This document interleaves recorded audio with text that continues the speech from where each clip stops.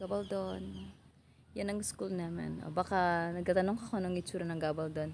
Here is actually the exact itsura ng Gabaldon na meron kami. Yan. Ito ang aking classroom. Diba? Oh. Oh. Yan. Kaiba ang ilaw niya, diba? Oh.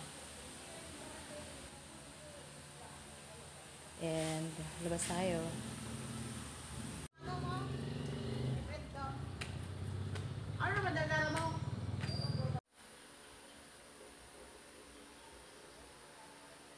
This is my classroom. So, bago syempre ang classroom ko ito. Gabaldon. Di ba may television kami? Bongga. Sa labas naman